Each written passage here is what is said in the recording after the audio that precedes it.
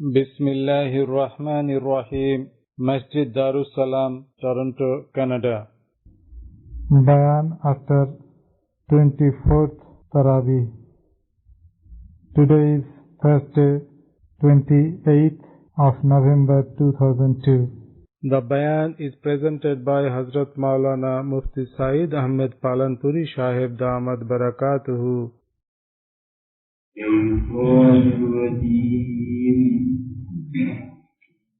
بسم الله الرحمن الرحيم.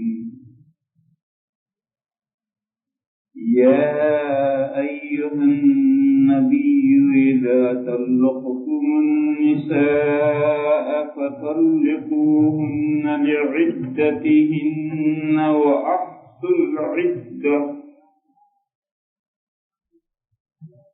لا تخرجوهن من بيوتهن ولا يخرجن إلا أن يأتين بفاحشة مبينة وتلك حدود الله ومن يتعد حدود الله فقد ظلم نفسه لا تدري لعل الله يحدث بعد ذلك أمرا.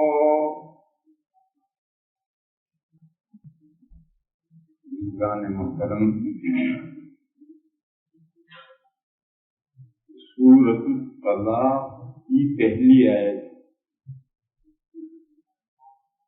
یا یہ سورہ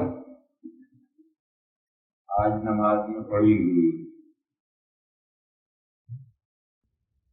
اس سورہ میں عورتوں کے احکام بیان کیے گئے اور خاص طور پر طلاق کے احکام بیان کیے گئے، جن میں آج امت مسلمہ بہت زیادہ کوتاہی میں مبتلا ہے،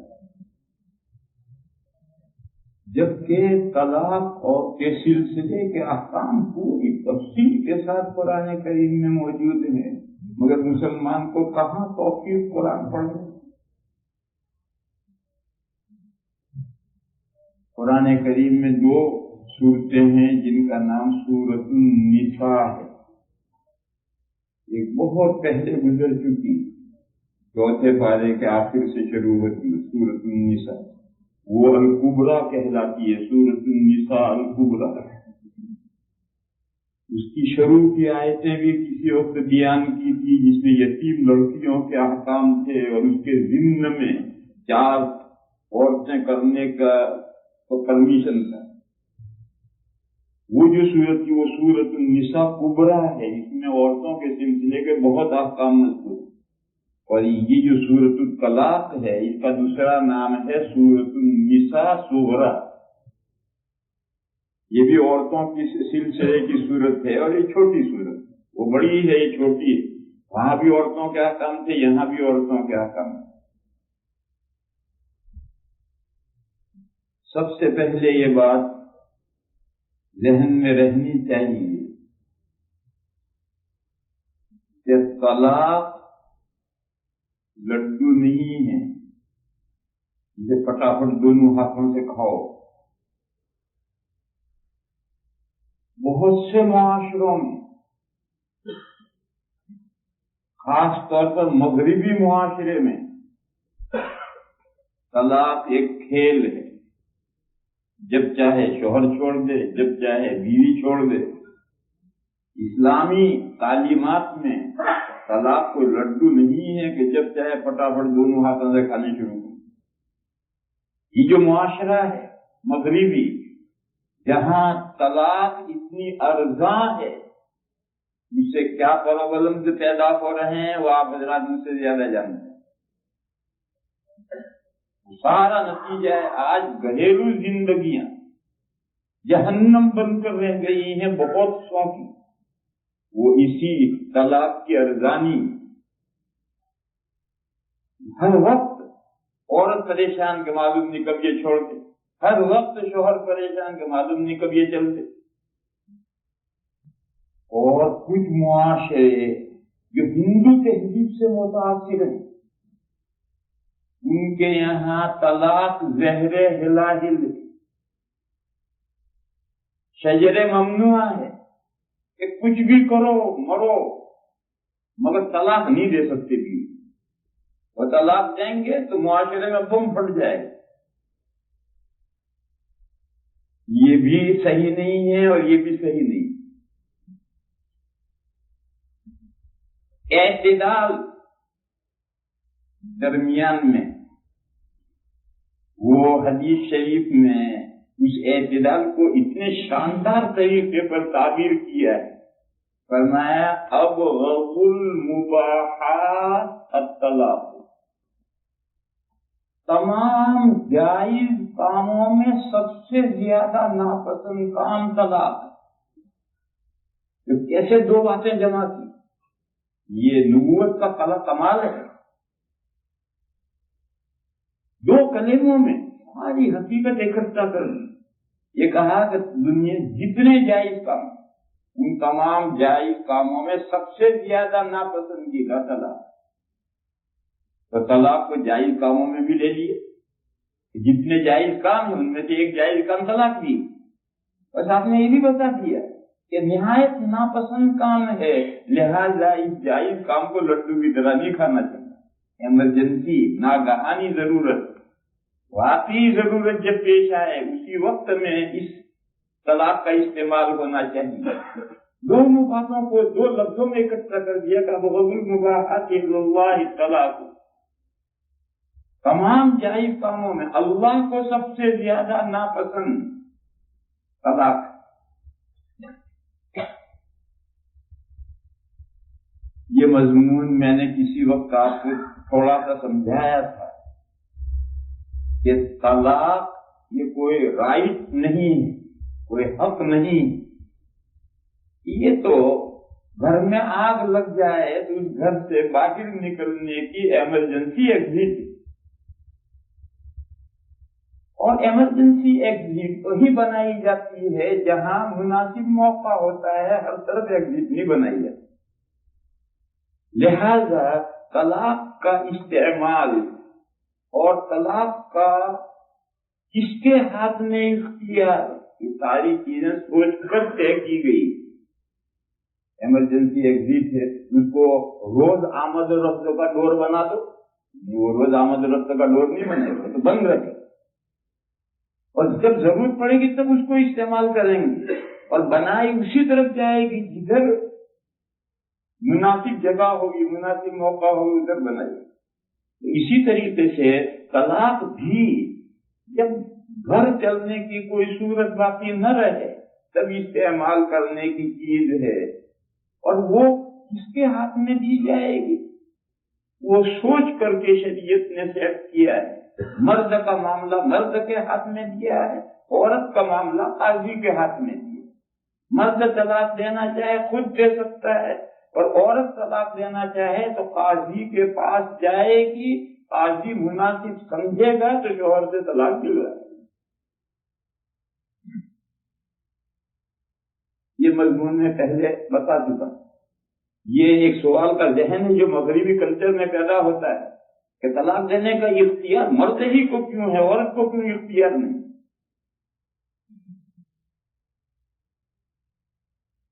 دونوں کو ہونا چاہیے ایکوالٹی رائٹس میں. مگر یہ مغربی کلچر بھی عورت کو جیسا مرد کے ہاتھ میں ہے، جب چاہے کہ جا میں نے تجھے طلاق دی.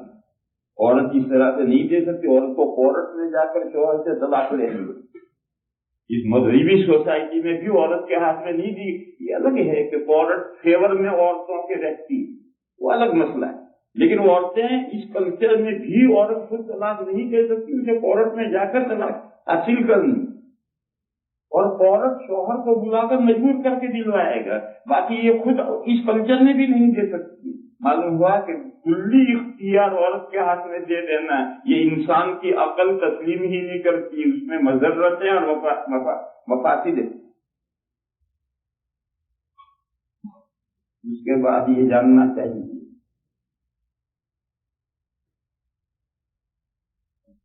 ایک سوال لوگ کرتے ہیں کہ میں نے تو غصے میں طلاق دے دی، تو پیار میں طلاق کون دیتا ہے؟ طلاق تو ہمیشہ غصے میں ہی دی جاتی، پیار میں کب دی جاتی؟ ایک سوال لوگ دوسرا کرتے ہیں کہ جب نکاح وجود میں آتا ہے میاں بیوی کی رضامندی سے، تو طلاق میں عورت کی رضامندی کیوں ضروری ہے؟ مرد اکیلا ڈکٹیٹر کیوں ہے طلاق دینے؟ عورت نہیں چاہتی طلاق، برا جانے کے لیے راضی نہیں، مرد چاہے ڈکٹیٹر ہے وہ دے دے۔ جب نکاح بندتا ہے دونوں کی میاں بیوی کی رضامندی سے، تو یہ ڈیزولو باہمی رضامندی سے کیوں نہیں ہوتا؟ یہ ایک سوال کرتے ہیں، اس کا جواب یہ ہے کہ سچویشن الگ الگ ہے، ایٹماسفیئر الگ الگ ہے۔ نکاح ہوتا ہے پیار و محبت، الفت، باہمی موافقت، ادھر سے بارات آ رہی، ادھر بھی کھانے پک رہے ہیں، ادھر بھی مٹھائیاں اڑ رہی، ادھر بھی گل چھلے اڑ رہے ہیں، اس ماحول میں نکاح ہوتا ہے۔ اس ماحول میں دو فریقوں کی رضامندی پائی جا سکتی ہے، اور طلاق عام طور پر اس سچویشن میں نہیں ہوتی۔ طلاق ہوتی ہے ناموافقت کے ماحول میں۔ جب ناموافقت کے ماحول میں ہے، اگر تم شرط لگا دو کہ میاں بیوی دونوں کی رضامندی ہوگی تب طلاق پڑے گی، دنیا میں کوئی طلاق ہی نہیں ہوگی، کیونکہ طلاق تو ہمیشہ ناموافقت کے ماحول میں ہوتی ہے۔ ناموافقت کے ماحول میں دونوں کی رضامندی اکٹھا کیسے کی جائے؟ اس لیے یہ جو لوگ اس کو اس پر قیاس کرتے ہیں کہ جب وہاں دونوں کی رضامندی ضروری ہے تو یہاں کیوں رضامندی ضروری نہیں ہے، اس کا جواب، اور میں نے فرق سمجھایا کہ دونوں کے احوال الگ الگ ہیں۔ وہ اور نکاح اور حال میں ہوتا ہے، طلاق دوسرے حال میں ہوتی ہے، وہاں دو کی خوشیاں رضامندیاں اکٹھا ہو سکتی ہیں، یہاں ہو ہی نہیں سکتی الا ماشاء اللہ۔ کچھ جزیے ایسے آپ نکال سکتے ہیں فرض کر کے کہ اس میں میاں بیوی دونوں طلاق پر راضی ہو جائیں، ایسے کچھ جزیے نکلیں گے، لیکن ایک عام طور پر دونوں کی موافقت میں رضامندی اکٹھا نہیں ہو سکتی۔ خیر آگے چلیے، نکاح ہوا، گاڑی ٹھیک سے چل رہی، سبحان اللہ چلاتے ہو، لیکن ناموافقت ہو جائے تو شریعت نے اصلاح کے مرحلے رکھے۔ پہلا مرحلہ یہ رکھا ہے کہ شوہر خود معاملے کو سنبھالے اور عورت بھی اس میں ہیلپ کرے۔ شوہر معاملے کو سنبھالے اور عورت شوہر جو معاملے کو سنبھالنے کی کوشش کر رہا ہے، عورت اس میں ہیلپ کرے۔ جب یہ حاصل ہو، یہ سنبھالنے کی کوشش کرے گا، یہ ہیلپ کرے گی، سنبھل جائے گا، گھر کا معاملہ سنبھل جائے گا۔ اور اگر یہ سنبھالنے کی کوشش کرتا ہے، یہ ہیلپ نہیں کرتی، یا یہ بتیری ہیلپ کرتی ہے مگر یہ سنبھالنے کی کوشش نہیں کرتا، نہیں سنبھلے گا۔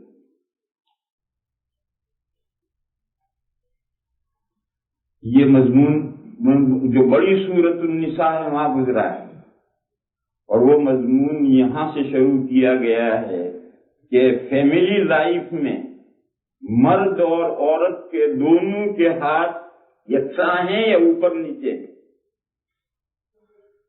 گھر میں کسی کا کسی پر ہولڈ ہے یا دونوں آزاد ہیں؟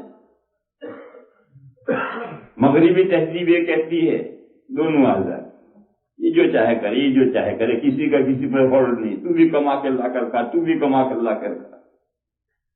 اسلامی تہذیب یہ نہیں ہے۔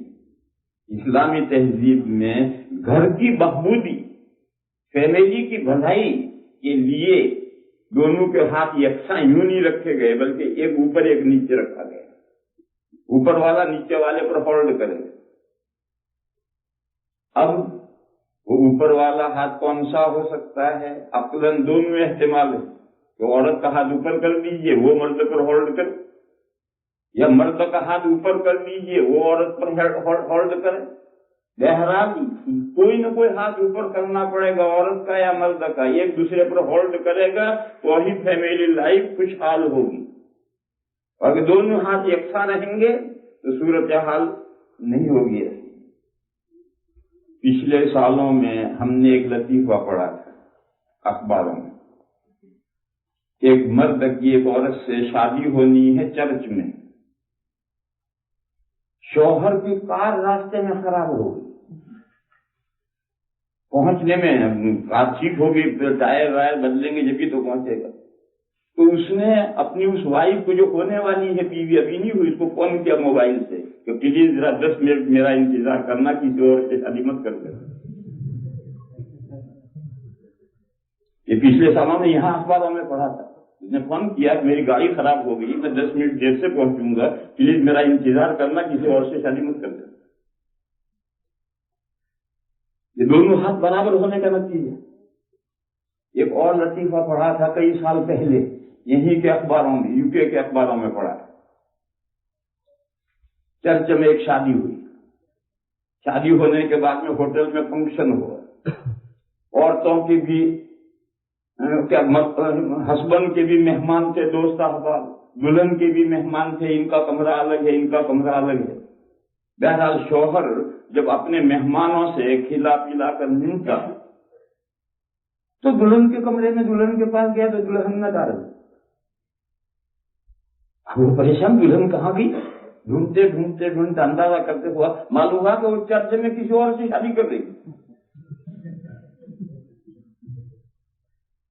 یہ بھی اخباروں میں یہاں پڑھا تھا. یہ وہ دونوں ہاتھ برابر ہونے کا نتیجہ ہے. اس لیے اسلامی نقطۂ نظر سے دونوں ہاتھ برابر نہیں ہیں، ایک کا اوپر ہے ایک کا نیچے. اللہ تعالی نے اس مضمون سے احکام شروع کیے اور فرمایا الرجال قوامون علی النساء. مرد سپروائزر ہے عورتوں پر، ان کی نگرانی میں ان کا، اور مردوں کا ہاتھ اوپر ہوگا، عورتوں کا ہاتھ نیچے ہوگا، ان کی سپرویژن میں رہنا ہے ان کو. الرجال قوامون علی النساء. وائی؟ اس کا الٹا کیوں نہیں؟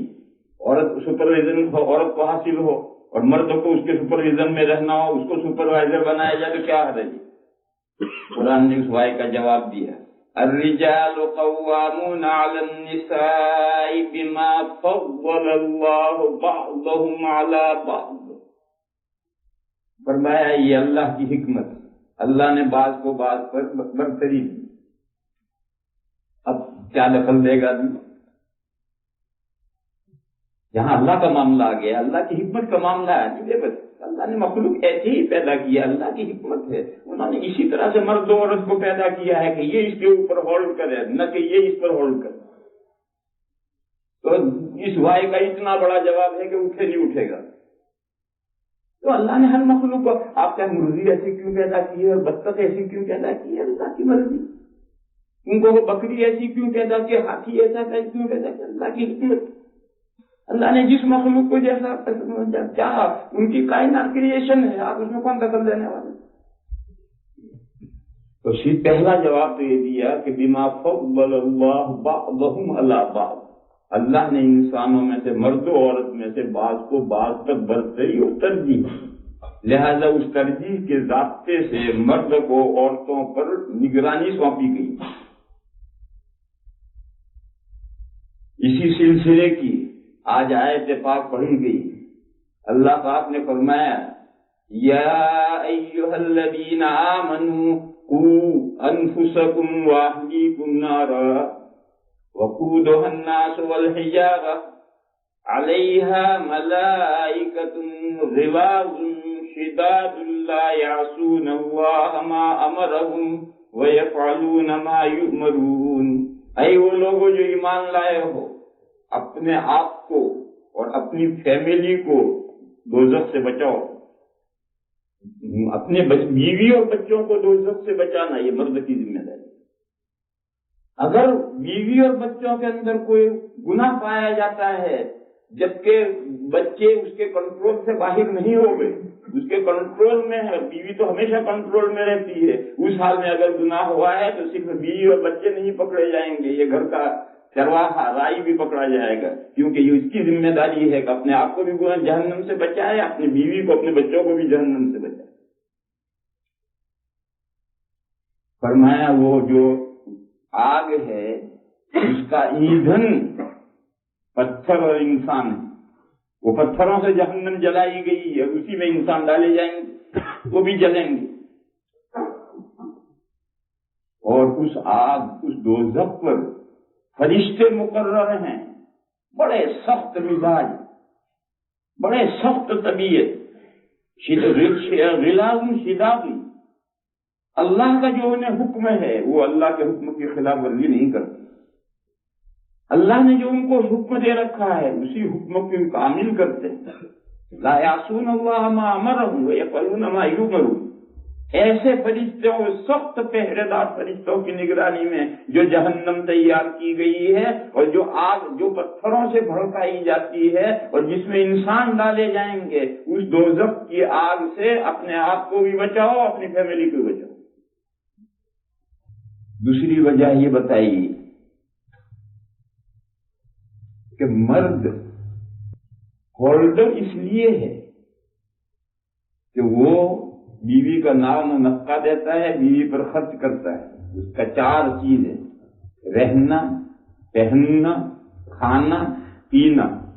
یہ 4 چیزوں کی ذمہ داری شوہر پر ہے۔ عورت کی یہ 4 چیزیں شوہر پر واجب ہیں۔ جب شریعت کی نظر میں یہ 4 چیزیں شوہر کو پرووائڈ کرنی تو دنیا کا قاعدہ ہے اور شریعت کا بھی ضابطہ ہے، ایک جگہ پر ہے سورہ رحمان میں، هل جزاء الاحسان الا الاحسان۔ احسان کے بدلے میں تو احسان ہی ہوگا۔ یہ قاعدہ ضابطہ آیا ہے، اوپر سے مضمون کیا چل رہا ہے؟ وَلِمَنْ خَافَ مَقَامَ رَبِّهِ جَنَّتَانِ۔ جو اللہ کے سامنے کھڑے ہونے سے ڈرتے ہیں ان کو 2 باغ ملیں گے۔ وہ باغ کیسے ہوں گے؟ بڑے گھنے ہوں گے، اس میں ندیاں 2 نہریں بہ رہی ہوں گی، پھل فروٹ ہوں گے، انگور ہوں گے، انار ہوں گے، اور اس میں حوریں ہوں گی جو خیموں میں رہنے والے وغیرہ وغیرہ سب۔ یہ اتنی ساری نعمتیں اللہ تعالی نے ان اللہ سے ڈرنے والے بندوں کے لیے کیوں مہیا کی؟ ضابطہ بتایا، هل جزاء الاحسان الا الاحسان۔ نیکوکاری کا بدلہ نیکوکاری۔ جب ان بندوں نے پوری زندگی 60 70 80 سال اس طرح سے زندگی گزاری ہے کہ قدم قدم پھونک پھونک کر رکھا ہے، اللہ کے کسی حکم کی خلاف ورزی نہ ہو جائے، جب اتنی محتاط زندگی اللہ تعالیٰ سے ڈر کر گزاری ہے تو اس کے جواب میں یہ نعمتیں اللہ تعالیٰ کو ان کے لیے تیار کرنی ہی چاہیے۔ انہوں نے پہلے اللہ کے ساتھ اچھا معاملہ کیا ہے، احسان، تو اللہ نے بھی ان کے ساتھ اچھا معاملہ کیا، احسان۔ الجزاء الاحسان الا الاحسان۔ احسان کا بدلہ، لفظ احسان کے معنی نکو کردن، اچھا معاملہ کرنا، اچھا برتاؤ کرنا۔ اچھا برتاؤ کرنے کا بدلہ اچھا برتاؤ کے علاوہ ہو ہی نہیں سکتا۔ جب ان مومنین نے اپنے پروردگار کے ساتھ اچھا برتاؤ کیا ہے تو آخرت میں پروردگار بھی ان کے ساتھ اچھا برتاؤ کرے۔ تو جب یہ 4 چیزیں جو انسانی ضرورت ہے، اس سے آگے کوئی ضرورت ہی نہیں، رہنا، پہننا، کھانا اور پینا، یہی تو 4 انسان کی ضرورت ہیں۔ ان 4 ضرورتیں ساری شوہر کے ذمہ کر دی۔ اسے دنیا میں کہیں بھی مرنا کھپنا ہے، کہیں سے بھی کما کے لا کر بیوی کی یہ ضرورتیں پوری کرنی ہیں تو بیوی کو اس کے بدلے میں کیا کرنا ہوگا؟ اس کے بدلے میں اطاعت کرنی ہوگی۔ جب یہ احسان یوں کر رہا ہے تو یہ اطاعت کرے گی، اس کی بات مانے گی۔ جب بات مانے گی تو اس کا ہاتھ اوپر ہوگی۔ جو بات کہے وہ اوپر، جو مانے وہ نیچے۔ تو دوسری وجہ یہ بیان کی، الرجال قوامون على النساء بما فضل الله بعضهم على بعض وبما انفقوا من اموالهم۔ اور مردوں کو نگران اس لیے بنایا گیا ہے کہ مردوں نے ان پر مال خرچ کیے ہیں عورتوں پر، اس مال خرچ کرنے کی وجہ سے مردوں کا ہاتھ اوپر کیا گیا، عورتوں کا ہاتھ نیچے کیا گیا۔ یہ مضمون تو تمہید ہے، بیلنس، فیملی لائف میں بیلنس بتایا کہ بیلنس کس طرح پیدا ہوگا۔ یہ مضمون بیان کر کے پھر اگلا مضمون شروع ہو رہا ہے کہ گھر کے سنبھالنے میں عورت کو تعاون کرنا چاہیے اور مرد کو معاملات کو سنبھالنے کی کوشش کرنی۔ فرمایا فالصالحات قانتات حافظات للغیب بما حفظ اللہ. فرمایا عورت میں 3 صفتیں ہونی چاہیے. یہی 3 صفتیں گھر کے معاملے کو سنبھالنے میں مدد ہے. اور ان 3 صفتوں میں سے جتنی کمی آئے گی گھر کا معاملہ بھی گرے. پہلی صفت ہے صالحات نیک بیویاں. نیک بیویاں اس میں سب کچھ آ گیا. پوری شریعت پر عمل کرنا. قرآن میں جگہ جگہ آتا آمنوا وعملوا الصالحات، ایمان لائے اور نیک کام کیے. تو نیک کام نام ہے پوری شریعت کے مطابق چلنے کا نام نیک کام ہے. تو نیک بیویاں یعنی جو شریعت کے مطابق چلتی. قانتات، قانتات کے معنی ہیں اطاعت شعار. اطاعت کے معنی تو آپ سمجھتے ہیں، اوبئنگ کہتے ہیں. کیا اوبئنگ؟ اور اس میں شعار کا مطلب یہ ہے کہ یہ چیز اس کی گھٹی میں پڑی ہوئی، یعنی صرف اوپری زبردستی اطاعت نہیں کرتی، اس کی فطرت میں گھٹی میں پڑی ہوئی ہے. اس کو شعار لفظ ظاہر کرتا ہے. اس کے لیے قانتات لفظ ہے. نوکر باس کی بات مانتا ہے اگر اپنی تنخواہ کی غرض سے مانتا ہے، یہ اطاعت شعار نہیں. اور بندے خدا کی بات مانتے ہیں، مومن بندے خدا، یہ اطاعت شعار بنتے ہیں. تو اطاعت شعاری کے لیے فطرت میں گھٹی میں انسان کے نیچر میں اطاعت داخل ہو جائے تب اسے اطاعت شعار کہیں گے. اور ایسی خواتین کو قانتات کہتے ہیں. تو دوسری صفت عورت میں یہ ہونی چاہیے. پہلی صفت تو وہ صالحات و نیک بیوی ہو. دوسری صفت ہے کہ وہ اطاعت شعار ہو. تیسری صفت ہے پوشیدہ عضو کی پوری حفاظت کرنا. حافظات للغیب، غیب کے معنی پوشیدہ، نظر نہ آنے والا.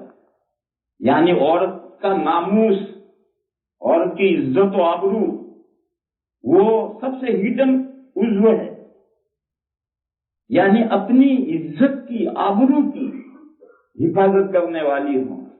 یہی وہ تیسرا صفت ہے جس میں گڑبڑ سے ساری فیملی لائف بگڑتی. حافظات للغیب، نگہداشت کرنے والی ہیں پوشیدہ چیز کے لیے. سوچ لو، سمجھو، اس میں سب کچھ آ گیا. مگر ساتھ میں یہ بھی اشارہ کیا کہ یہ تیسری صفت ہے، یہ ذرا مشکل ہے. اس کے لیے عورت کو ذرا محنت کرنی پڑے گی، پاپڑ بیلنے پڑے. اس لیے قید لائی، حافظات للغیب بما حفظ اللہ. اللہ کے حفاظت کرنے کے ذریعے، بما ما مصدریہ ہے، بما حفظ اللہ، اللہ کے حفاظت کرنے کے ذریعے. یعنی اگر عورت چاہے گی اپنی پوشیدہ عضو کی، اپنی عزت و آبرو کی حفاظت کرنا چاہے، اللہ نصرت کریں گے، مدد کریں گے. بما حفظ اللہ پہ یہ قید لگائی کہ یہ کام بڑا مشکل ہے، مگر کوئی خاتون چاہے گی تو اللہ اس کی بھرپور مدد کریں گے، نگرانی کریں گے. وہ خود حفاظت نہیں کرے گی، اللہ کے حفاظت کرنے کے ذریعے سے وہ اپنے غیب کی حفاظت کرنے والی ہے. اس میں اشارہ ہے کہ یہ صفت بہت مشکل ہے. کیوں؟ انسان میں خود نمائی کا جذبہ ہے، اپنے آپ کو دکھانا. خود مانے خود، اور نمائی مانے دکھانا. اپنے آپ کو دکھانے کا انسان میں جذبہ ہے، مردوں میں بھی ہے، عورتوں میں بھی. اور عورتوں میں مردوں سے تھوڑا زیادہ ہے. یہاں عورتیں ہوتی تو ناراض ہو جاتی. مگر ایک واقعہ یہ ہے کہ خود نمائی، اپنے آپ کو دکھانے کا جذبہ مردوں سے تھوڑا ان میں زیادہ ہے. مردوں میں خود نمائی کا جذبہ ہے. اس کی دلیل وہ قصہ سنا ہے آپ نے، محمود و ایاز کا. ایک بڑا بادشاہ محمود غزنوی گزرا ہے، اس کے یہاں ایک خادم کا غلام تھا، اس کا ایاز نام تھا. بادشاہ کو اس غلام سے بہت محبت تھی. وہ بڑا اطاعت شعار، فرمان بردار، مزاج شناس تھا اور بڑا تعلق تھا اس سے. تو یہ غلام کا خادم تھا. اس بادشاہ کے پاس میں ایک میرر تھا، بڑا شاندار چائنا سے بن کر آیا. چائنا ان مسائل میں پہلے سے آگے. ایک دن کہیں صفائی وفائی کر رہا ہوگا ادھر ادھر، وہ گر پڑا، ٹوٹ گیا. تو بڑی قیمتی چیز تھی، چائنا سے بادشاہ نے منگوائی تھی. اب لفظہ برندام کے بادشاہ کو پتا چلے گا کیا کرے گا. بادشاہ ہے محمود غزنوی آئے تو اس نے رپورٹ دی ڈرتے ڈرتے، القضاء آئین چینی شکست، اللہ کے فیصلے سے وہ جو چینی میرر تھا وہ ٹوٹ گیا. القضاء آئین چینی شکست. تو بادشاہ نے فوراً جواب دیا، خوب شد کہ اسباب خود بینی شکست. بہت اچھا ہوا، اپنے آپ کو دیکھنے کا ہی سامان گئے. آئینے میں کیا ہوتا ہے، اپنے آپ کو دیکھنا ہے. میں ایسا فوراً جواب دیا تو خوب شد اسباب خود بھی نہیں شکست. اچھا ہو بلا چلی، اپنے آپ کو دیکھنے کا خود نمائی کا سامان ہی گیا. محمود غزنوی بہت اچھے لوگوں میں سے ہیں، بہت دیندار لوگوں میں سے، اللہ والے لوگوں میں سے ہیں. ان کا یہ جملہ اسباب خود بینی معلوم ہے، مرد کے اندر بھی خود بینی، اپنے آپ کو دیکھنے کا اور خود نمائی کا جذبہ ہے. اور اتنا بڑا آدمی ہو جائے، بادشاہ جتنا بڑا آدمی ہو جائے، اتنا نیک ہو جائے، تب بھی یہ جذبہ رہتا ہے. اور عورتوں میں یہ خود نمائی کا جذبہ ہے. اس کی دلیلیں تو ہمارے گھروں میں بھری پڑی، اس کے لیے کوئی دلیلیں بیان نہیں کرنی، ہمارے سارے ہاؤس بھرے پڑے ہیں اس کی دلیلوں سے. جاؤ ہر بہن کے پاس میں زیورات کا بکس بھرا پڑا ہوگا، شوہر کے لیے نہیں پہنیں گے. جب شادی ہوگی، کوئی تقریب ہوگی تو اب پہن کر ٹھاٹ کر کے دکھائیں گے. زینت تو ظاہر کرنی شوہر کے سامنے کبھی نہیں پہنیں گے. کیوں؟ شوہر تو کیا دیکھ کر تعریف کرے گا. اور وہاں جائیں گے تو لوگ دیکھیں گے فلاں نے ایسا پہن رکھا، فلاں نے ایسا پہن رکھا، فلاں نے ایسا، دوسری بہنیں دیکھیں گی.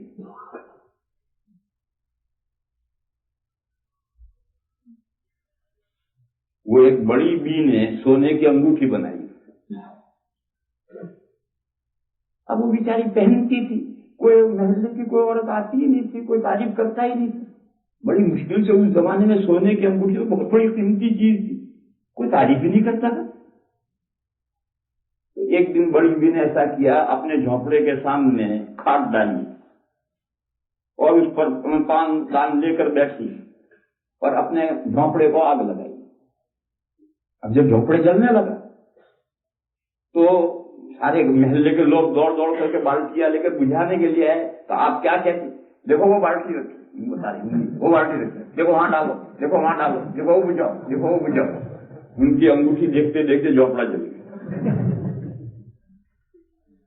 تو یہ بہنیں تو اپنی انگوٹھی دکھانے کے لیے اپنا جھونپڑا بھی جلا سکتی ہیں. لا حول ولا قوت. یہ جو خود بینی ہے، وہ خود نمائی ہے، اپنے آپ کو جو دکھانا ہے. مرد کے پاس تو دکھانے کے لیے کچھ نہیں. زیادہ سے زیادہ جوان کے پاس میں سر کے بال ہیں، ذرا یوں یوں کر کے دکھائے گا لوگوں کو. اس سے آگے مرد کے پاس تو دکھانے کے لیے کچھ ہے ہی نہیں. اور عورت کے تو جسم کے ہر حصے کو اللہ تعالیٰ نے بیوٹی کا سنگم بنایا ہے. اس کا تو ہر جزو قابل کشش ہے. تو جب اس کا ہر جز قابل کشش ہے تو یہ جو دکھانے کا، جو اپنے آپ کو دکھانے کا جذبہ ہے، اسی کا نام بے پردگی. اپنا جسم ظاہر کرنا، اپنے جسم کا آرگن ظاہر کرنا، اپنے جسم کے زیورات ظاہر کرنا اور ان کو دکھانا، یہیں سے سارا فساد پیدا ہوتا ہے اور گھریلو زندگیاں بگڑتی. اس لیے تیسری صفت یہ آئی کہ عورت کے اندر یہ صفت ہونی چاہیے، حافظات للغیب بما حفظ اللہ. اللہ کی حفاظت کرنے کے ذریعے، اللہ کی مدد کے ذریعے عورت اپنے آپ کی، اپنے پوشیدہ عضو کی، اپنی ناموس کی، اپنی آبرو کی، اپنی عزت کی حفاظت کرے. یہ تین باتیں اگر عورت میں ہیں تو مرد کے لیے گھر کی لائف کو سنبھالنا بہت آسان، کوئی نو پرابلم. لیکن اگر عورت کی طرف سے یہ ہیلپ نہ ہو اور کوتاہی ہو، صالحات میں کوتاہی ہو، نماز نہیں پڑھتی عورت، بتیرا شوہر کے سمجھاتا نماز نہیں پڑھتی،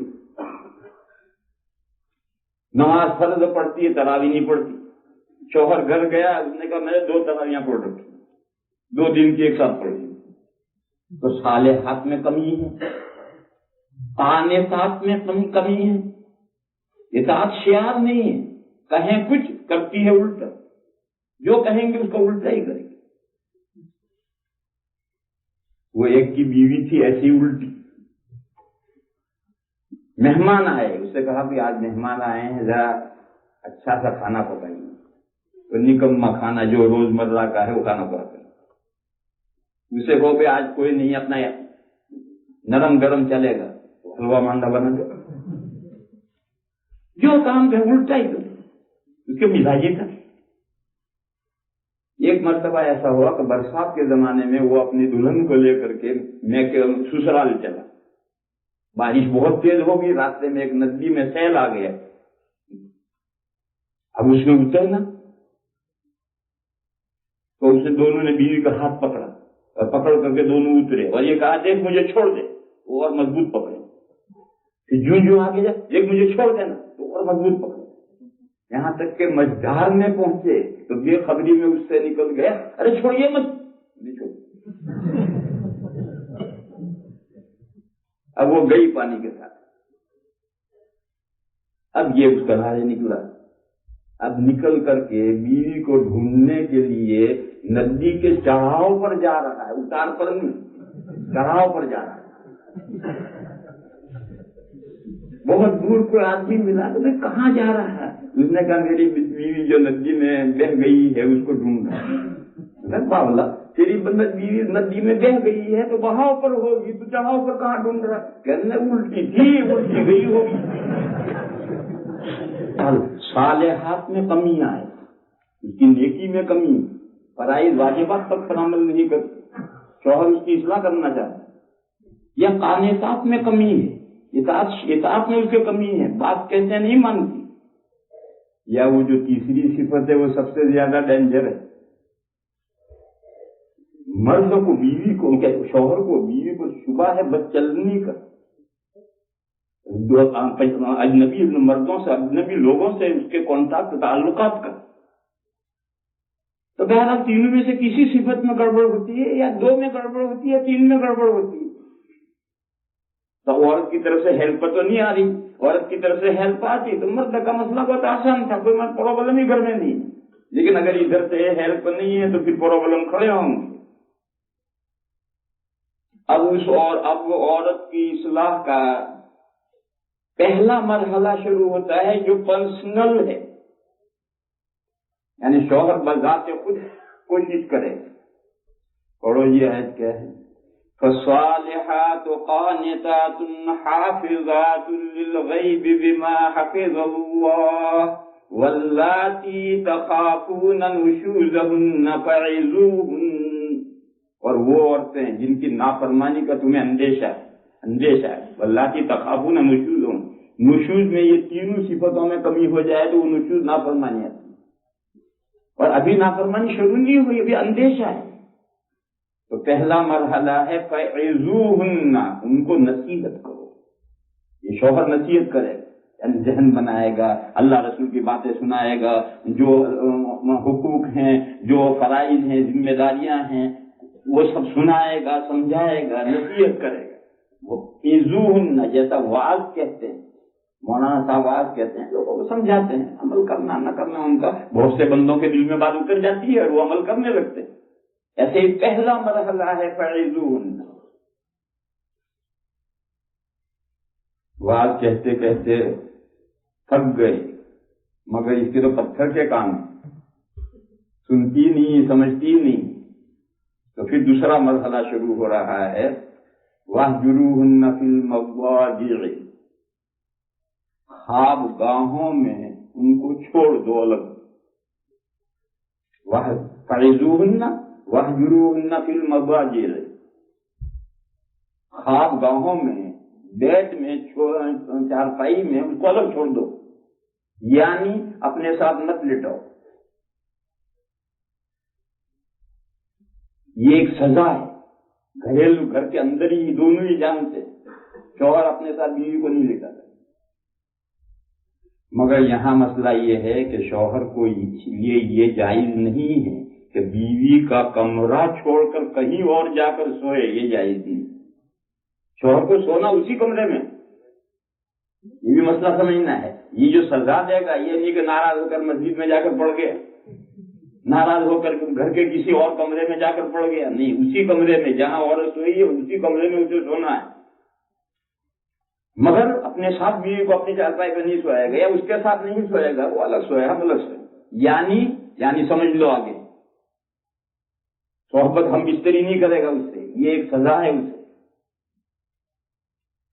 پھر اسی کمرے میں کیوں سونا ہے؟ اسی کمرے میں سونے کی بہت سی حکمتیں ہو سکتی ہیں. تم نہیں سو گے تو ہو سکتا ہے بھوت آ کر پریشان کرے اسے، کیونکہ اسے پریشانی میں رات بھر نیند تو نہیں آئے گی. نیند نہیں آئے گی، ادھر ذرا کھٹک ہوا ادھر کھٹک ہوا تو ادھر بھوت آ گیا ادھر بھوت آیا، باولی ہو جائے گی. ہماری یہ مسجد ہے، یہاں میں سالوں سے اس مسجد میں رہتا ہوں، اور کیا تھا وہاں تو مجھے تو کبھی بھوت نظر نہیں آیا، اور دوسرے لوگوں کو ادھر بھی بھوت نظر آتا ہے، ادھر بھی بھوت نظر آتا ہے، ادھر بھی بھوت نظر آتا ہے. وہ ذرا ادھر کھٹک ہوا تو بھوت بن گیا، ادھر کیوں ہوا تو جن آ گئے. تو ذرا سی بات ہوا بن جاتی. تو عورت کا ذہن تو ویسے ہی کمزور ہے، اور جب پریشانی شوہر سے ناچاتی ہو رہی، شوہر ناراض ہو کر کے مسجد میں پڑا ہے یا دوسرے کمرے میں پڑا ہے، جس کو نیند تو آئے گی، نیند نہیں آئے گی، رات میں کوئی ادھر ادھر کا کھٹکا بھی ہوگا تو اس کے اوپر وبا آ جائے گی، بلا آ جائے گی، سمجھے جن آ گیا بھوت آ گیا، اس کے اوپر ہو سکتا ہے باولی ہو جائے، پاگل ہو جائے. شوہر وہی ہے. دوسری بات، دوسری حکمت، یہ ساری دنیا میں جو صورتحال ہے، آپ تو مالدار ملکوں میں رہتے ہیں اس لیے اپنی بات چھوڑو، دنیا ساری مالدار نہیں ہے. ایک ایک گھر ہی میں سبھی بھائی جیٹ دیور آدمی سب ایک ساتھ رہتے ہیں. اب ایک گھر میں سارے اکٹھا رہتے ہیں. اب میاں بیوی میں ناچاکی ہو رہی ہے، دن میں تو آپس میں بات کرنے کا موقع ہی نہیں ملے گا. اگر عورت صفائی کرنا چاہتی ہے شوہر سے تو کس وقت صفائی کرے؟ دن میں تو بات کرنے کا تنہائی موقع ہی نہیں. رات میں دونوں گھر میں ایک کمرے میں اکٹھا ہوں گے تب عورت اپنا معافی مانگے گی، اپنے گناہ کا اقرار کرے گی، جو کچھ اس کے صفائی کرنی ہے دونوں میاں بیوی صفائی کریں گے. اور شوہر مسجد میں لیٹا ہے یا دوسرے کمرے میں لیٹا ہے تو عورت کس وقت صفائی کرے گی؟ نہ دن میں صفائی کر سکتا، دن میں تو ساس بھی ہے، سسر بھی ہے، دیور بھی ہیں، جیٹ بھی ہیں، بہویں بھی ہیں، نندے بھی ہیں، سارا گھر بھرا ہوا ہے مچھروں کی طرح. یہ مسئلہ ہے کہ یہ جو تربیت کا، اصلاح کا یہ مرحلہ ہے کہ آدمی شوہر بیوی سے صحبت چھوڑ دے، شوہر نہ کرے. جس مرحلے میں اسے رہنا اسی کمرے میں رہنا ہے، دوسری جگہ جا کر لیٹ نہیں سکتا ہے. تو یہ اصلاح کا ایک دوسرا مرحلہ ہے. اس مرحلے سے بھی مسئلہ قابو میں نہ آئے. بہت سی مرتبہ ایسا ہے عورت نے شوہر الگ ہوا، اس نے کہا جان چھوٹی، اپنے چپ کا پڑھ کھرراٹے رہیں گے. اس کو تو کوئی ایسا نہیں ہوگا اور کھرراٹے لے رہی ہے. تو پھر اس کے بعد تیسرا مرحلہ ہے وَاضْرِبُوهُنَّ فَعِظُوهُنَّ وَاهْجُرُوهُنَّ فِي الْمَضَاجِعِ وَاضْرِبُوهُنَّ. پٹائی کرو ان کی. وَاضْرِبُوهُنَّ، لیکن حدیث شریف میں یہ قید لگائی ہے. قرآن میں تو بس اتنا ہے کہ ان کو مارو، لیکن حدیث شریف میں اس نے قید لگائی ہے کہ غیر متبرئن، دو شرطوں کے ساتھ مارنے کی اجازت ہے. ایک تو چہرے پر مارنے کی اجازت نہیں ہے، کسی بھی حیوان کے چہرے پر مارنا حرام ہے. بیوی ہو، بچہ ہو، بھینس ہو، بکرا ہو، اونٹ ہو، کوئی جانور ہو، چہرے پر مارنے کی اجازت نہیں. تو جب جانوروں تک کے چہرے پر مارنے کی اجازت نہیں تو انسان اپنا بچہ ہو، کوئی دوسرا ہو، ان کو مارنے کہاں سے اجازت ہو؟ دوسرا، مار کا نشان نہیں پڑنا چاہیے جسم پر. थप्पड़ इतना जोर से मारा कि उंगलियों का निशान पड़ गया, इतना जोर से थप्पड़ मारना जायज नहीं। गैर मुतबर्रिहिन का ये मफहूम है कि जिस्म पर कोई निशान नहीं आना चाहिए मारकर। ये दो शर्तें, चेहरे पर नहीं मार सकते और जिस्म के बाकी हिस्से में आप इतना मारेंगे कि जिस्म पर निशान न पड़े, न उंगलियों के निशान पड़े, न किसी छड़ी वगैरह के निशान पड़े, गोया हल्की मार। ये तीसरा मरहला है इस्लाम। ये जो 3 मरहले हैं, इन 3 मरहलों से मसला काबू में आ गया। तो अल्हम्दुलिल्लाह, सुभान अल्लाह। फ़इन अताअनकुम फला तबगू अलैहिन सबीला। बस अगर औरतें तुम्हारी इताअत करने लगें तो उनके ऊपर रास्ता मत ढूंढो, उनको परेशान करो और आगे परेशान मत करो। ये जो 3 तरबियत के मरहले हैं, इनमें से किसी मरहले में मामला काबू में आ गया। तो अब क्योंकि पहले ऐसा था, अब रोज खार खाता है और सालन है तो फेंक देता है, नमक कम है, रोटी है तो फेंक देता है, इसमें ये कमी है, ये खामा खा परेशान मत करो औरत। क्योंकि पिछले दौर में वो तुम्हारी मुआफ़क़त नहीं करती थी, अब तो मामला ठीक हो गया, तुम्हारी हर बात मानती है। जैसे पिछली बातों को बड़े मुद्दे में उठाओ। फ़इन अताअनकुम फला तबगू अलैहिन सबीला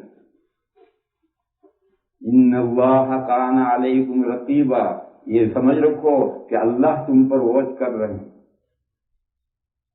लेकिन सूरत हाल इन 3 मरहलों से भी काबू में ना आए तो फिर इस्लाह का एक चौथा मरहला है। देखो तलाक तो बहुत आगे है, अभी तलाक का मरहला तो बहुत आगे है। ये सब मरहलों से पहले गुजरना है, तब कहीं तलाक का मरहला तो आएगा। अगर इन 3 मरहलों से मामला काबू में ना आए तो फिर पंच बिठाओ, 2 नफरी पंच। एक हकम मर्द के खानदान से चूज करो और एक हकम औरत के खानदान से चूज करो और ये 2 आदमियों की कमेटी बनाओ और दोनों मियां बीवी दोनों इन 2 आदमियों की कमेटी को अपना मामला सौंपें। फरमाया फ़इन खिफ्तुम शिक़ाक़ बैनिहिमा फ़बअथू हकमन मिन अहलिही व हकमन मिन अहलिहा। अगर तुमको मियां बीवी में शदीद इख्तिलाफ का अंदेशा हो, जब शदीद इख्तिलाफ हो तो फिर इन 3 मरहलों से मामला काबू में नहीं आता। इस्लाह के जो 3 मरहले हैं, इससे मामला काबू में नहीं आता, मामूली इख्तिलाफ हल होता है। फरमाया इन खिफ्तुम शिक़ाक़ बैनिहिमा, अगर मियां बीवी के दरमियान में तुम्हें सख्त इख्तिलाफ का अंदेशा है तो भेजो एक हकम माने जिसको सारे इख्तियारात दे रखे हो, पंच, उर्दू में पंच कहते हैं। एक पंच मर्द के खानदान में से भेजो और एक पंच औरत के खानदान में से भेजो, यानी 2 आदमी मुंतखब करो और मुंतखब करके उनकी कमेटी बनाओ और उनको मामला सौंपो कि मियां बीवी के दरमियान में वो मुआफ़क़त करो। अब सारा शिकायत मर्द भी उस कमेटी से करेगा, औरत भी अपनी सारी शिकायतें उस कमेटी से करेगी। वो कमेटी सोचेगी कि भूल किसकी है, कोताही किसकी है, सीधा कौन है, टेढ़ा कौन है, दोनों मिला करके दबा कर उससे कहेंगे तो अल्लाह ताला मियां बीवी के दरमियान में मुआफ़क़त कर देंगे। क्योंकि झगड़े में कोई फरीक अपने आप को तो कसूरवार मानता ही नहीं, सारा कसूरवार दूसरे को मानता है। कोई भी झगड़े का ये नेचर है कि झगड़े में 2 पार्टियां होंगी, कोई पार्टी अपने आप को कसूरवार नहीं मानेगी, दूसरे को सारा कसूरवार मानेगी। ऐसा हो सकता है, तालीब 2 हाथ से बजती, और जब दूसरा ही सारा कसूरवार है तो एक हाथ से ताली बज कैसे रहेगी? मगर नहीं, लेकिन इंसान के नेचर और फितरत है। अब इसका कसूर है, इसका कसूर है, थोड़ा थोड़ा दोनों का कसूर है, ये फैसला थर्ड पार्टी कर सकती है। थर्ड पार्टी की इसकी बातें भी सुने, उसकी भी बातें सुने, तो वो बात का निचोड़ लाएगी कि दोनों का कसूर है, एक का कसूर है, दोनों का है तो कितना कसूर है। लिहाजा ये 2 आदमियों की जो कमेटी है वो दोनों की शिकायतें सुन करके बात निखार कर लाएगी कि कसूर शौहर का है, उसका है तो उसको मुर्गा बनाएगी, कसूर औरत का है तो औरत को दबा करके दबाव डालेगी, दोनों का कसूर है, जो उसका कसूर है इसे कहेंगे, जो उसका कसूर है उसे कहेंगे। कुरान करीम ने कहा कि अगर ये दो आदमियों की जो पंचायत है, अगर ये पंचायत मुखलिस होगी तो अल्लाह ताला फैमिली के मामले को सुधार देंगे, और अगर इस पंचायत के दिल में परपंच है तो फिर खुदा हाफिज। ऐसा होता है, पंचायत भी गड़बड़ करती। तो फरमाया कि फ़इन खिफ्तुम शिक़ाक़ बैनिहिमा फ़बअथू हकमम मिन अहलिही व हकमम मिन अहलिहा इन युरीदा इस्लाहन युवफ़्फ़िक़िल्लाहु बैनहुमा। अगर दोनों इस्लाह चाहेंगे तो अल्लाह मियां बीवी में मुआफ़क़त कर देगा। ये चौथा मरहला है, इससे भी मामला आगे बढ़ गया। पंचायत भी बिठा ली, मगर मुर्गे की एक टांग ही, दो टांगे होती। मुर्गे की एक टांग सुनी आप जरा? नहीं सुनी? एक नवाब साहब का बावर्ची था। नवाब साहब ने हुक्म दिया आज मुर्ग मुसल्लम पकाओ। उसने मुर्ग मुसल्लम पकाया, लेकिन जब पककर तैयार हुआ तो उसने सोचा कि पता नहीं नमक मिर्च कैसा है, नवाब साहब का मिजाज तो नवाब ही होता है। तो उसने थोड़ा सा बोटी तोड़ करके चखा। वो उसके पैर पर से, पैर पर जो थाई होती है, रान होती, वहां से बोटी लेकर चखा, ठीक था। लेकिन अब वहां ऐब नजर आ रहा है। अब नवाब साहब कहेंगे ये मुर्ग मुसल्लम कहाँ है, इसमें तो थोड़ा सा कोई खा गया। तो अब बहुत नई परेशानी खड़ी हो गई। तो उसने सफाई से पूरी टांग काट कर खा लिया और मुर्गे को यूं उल्टा कर दिया। वो कटी हुई टांग नीचे चली गई, जो सही टांग ऊपर आएगा एक टांग उड़ा गया। खैर नवाब साहब खाने के लिए आकर बैठे, खाने के खाते एक टांग खा चुके तो कहने लगे बाबा सी दूसरी टांग का है। उसने कहा हुजूर एक टांग का मुर्गा है। नहीं कहा एक टांग का भी मुर्गा होता है? ये होता है हुजूर, किसी दिन बताऊंगा मैं। खैर नवाब साहब ने बात दरगुजर कर। बहुत दिनों के बाद में एक मर्तबा नवाब साहब की सवारी जा रही है, दोपहर के वक्त में कहीं 4 घोड़ों की बग्घी होती थी, 4 घोड़े लेकर चलते। तो जब गांव से बाहर चली तो एक बड़ के दरख्त के नीचे, गर्मियों का जमाना था, बड़ के दरख्त के नीचे मुर्गे खड़े थे। तो मुर्गों की आदत है दोपहर को जब खड़े होते थे एक टांग अंदर यूं ले लेते। तो उसने देखा कि एक टांग का मुर्गा है। तो उसने नवाब साहब से कहा हुजूर देखिए वो एक टांग के मुर्गे हैं। तो नवाब साहब ने कहा हाँ हैं।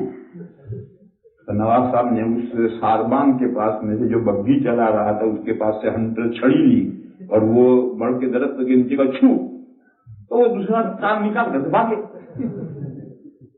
तो नवाब साहब ने उससे कहा कहाँ है एक टांग का मुर्गा है? तो 2 टांग के।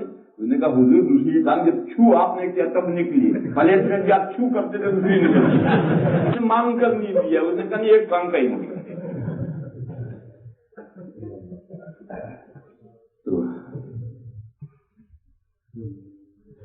तो अगर इन सब मरहलों से आदमी गुजर जाए और इस्लाह की कोई सूरत नहीं है, वही मुर्गे की एक टांग है, काबू में मसला नहीं आ रहा, या तो टेढ़ी औरत है या टेढ़ा शौहर है, कोई न कोई गहरा टेढ़ा है, मसला काबू में नहीं आ रहा।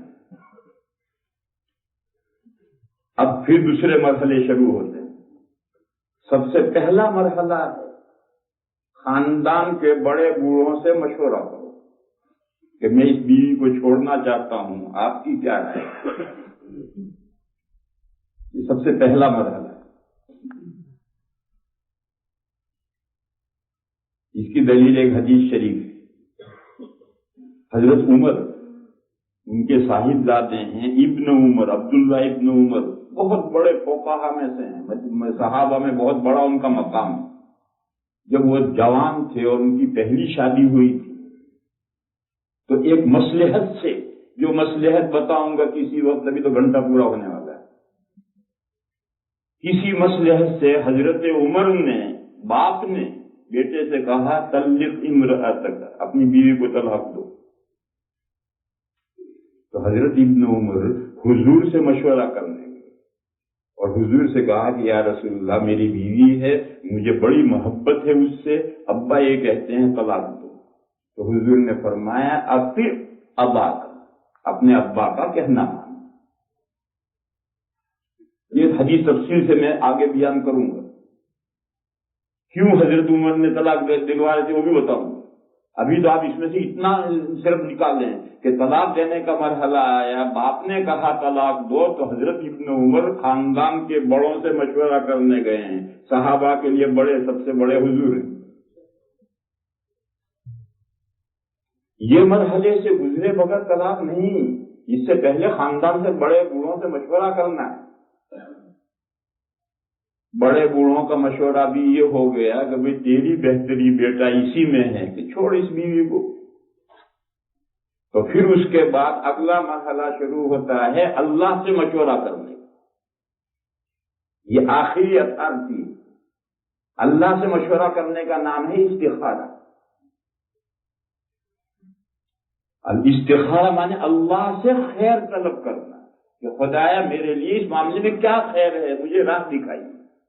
اور استخارہ کرنے کا آپ حضرات جانتے ہیں، لوگ شادی کرنے کے لیے تو بڑے استخارے کرتے ہیں، لیکن آج تک طلاق دینے کے لیے کسی نے بھی استخارہ نہیں کیا۔